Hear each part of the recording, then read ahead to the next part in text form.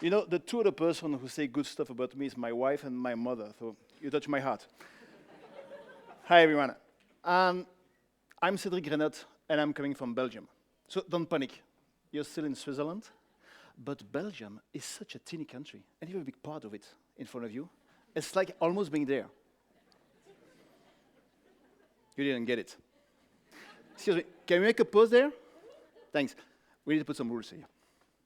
When I will say something really funny, I will put this. Okay. When I will say something amazing, I will put this. Okay, so funny one? Amazing. And then when I will say something amazingly funny, I will put this. Get it? Okay, let's go back. Hi, everyone. My name is Cédric Rainotte, and I'm coming from Belgium. So don't panic. You're still in Switzerland. But Belgium is a so teeny country, and you have a big part of it in front of you. It's almost like being there. Thank you, thank you. So, I don't know if you know the story about Belgium, but when God created Belgium, he found it so beautiful that he decided he will wash it every 2 days. So, yes, we have a lot of rain there, but it's still a great country with really nice people, as you will discover tonight.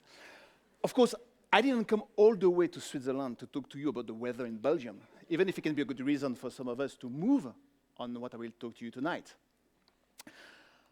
I've been active in the digital world since more than 20 years now, so it gives me the label of oldies inside this small club. And when I look to my peer that start with me as digital immigrants back in the mid-90s, most of them are still really active in the digital area with a lot of initiative, giving courses, helping some groups on digital transformation, giving conference. I even heard that some of them are giving TEDx in Geneva and in Lausanne also. But when you look at our pictures on Facebook, that's unfortunately the new happiness barometers. You know, look at Facebook and say, oh, they look happy. But when you look at our pictures on Facebook, we look quite happy. And honestly, we have a lot of fun. That was a very bad trip experience I did with my kids. They saw the movie, so they say, we would like to do it. So we did it in Brussels when my wife was away. And we have a lot of fun. But when you sit down with those guys in front of a good glass of wine, I mean, not my kids, the digital immigrants. When you sit down with those guys and you start discussing about joy and happiness, then the good part of the discussion starts. The question you have to ask yourself is, are you really happy or just really comfortable? I know, happiness is a trending subject. There's a lot of things going on there.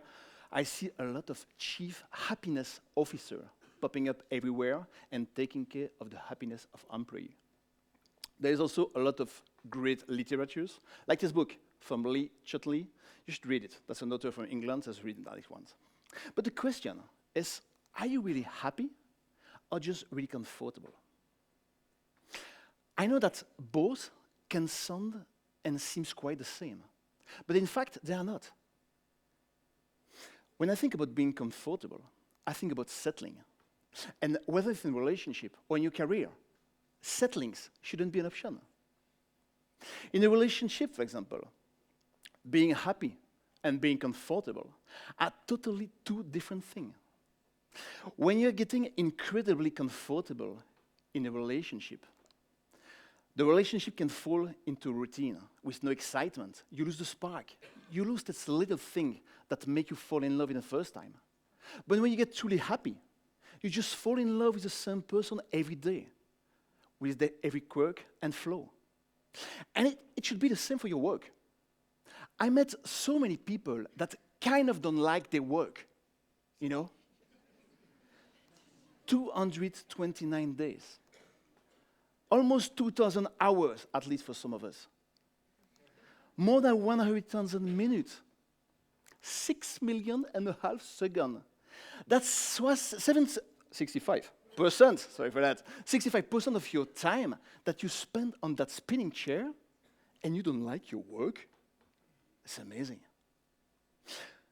To go back to my fellow digital immigrant, you know, the one who have this superpower inside the hand without even knowing that it can change their life. I think that the one who left digital, I mean working inside the digital, with the digital, for the digital, those one who left digital before get something more quicker than the other one.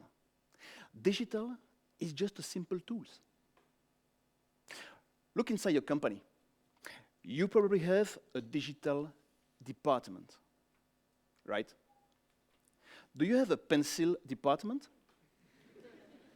And do you have a CSO, a Chief Staplers Officers? No, you don't need it. At best, you can have a digital acceleration team for a short period of time, but you don't need a digital department. And what about those great digital agencies? I had a few of them before, so I'm not going to hit too hard on those ones. But those great digital agencies with bright people having a deep reflection about digital strategy of brand. Like if those brands have digital customers and normal customers living in two different worlds. No. Digital is just a tool that can help you to achieve a mission that is more important than the tool himself. Today I can tell you that digital is just an amazing tool that's giving us more possibilities that nobody had before and throws back to the origin of the human race and what every civilization have always searched for, freedom and liberty. Or you can see it more clearly, being happy. Yes, being happy. Jimmy Goodfried from the intelligence group make a lot of research during the differing motivation and preference of generation, and more specifically, the digital immigrant, the X one, and the digital native, the Y one. And the result was quite interesting. Generation X live to work. Generation Y work to live. Generation Y have multiple passions. They are more global than the X one. And in fact, 70% of them want to move abroad during their career. Now if you take this generation, the Y one, or even the Z one, our futures, the way they structure the professional life, their motivation, and the fact that they are digital native, I can tell you that digital is bringing us back to something that exists, even if it was not really practiced in Europe, but exists back in the mid-16th century. Nomadism, being mobile. Of course, we read a lot of articles about disconnected therapy, and probably some of you, maybe me, we need sometimes a digital detox from time to time. But tonight, I want you to realize that digital can make some of us more happy to what I will call digital nomadism. I met a guy last year who's now working from around the world, managing his business from his boat. And I was asking him if it changed something in the way he worked. And he told me something that delighted me. I do not live anymore when my work requires me. I take my work where I want to live. It's make a big difference. I personally don't have an office anymore since more than 5 years now, jumping from mission to mission across Europe. And honestly, I don't want to have one. In the last 2 decades, I created and sold several digital agencies, and I must admit that I'm quite comfortable in my professional life and my private life. But maybe not truly happy. That's why it's a scoop. That's a scoop today. Next year, I'm going to hit the road with my wife and my 2 lovely kids, managing my business from around the world, meeting new people, new cultures, and just enjoying every single minute of it. You want my advice? Don't think twice.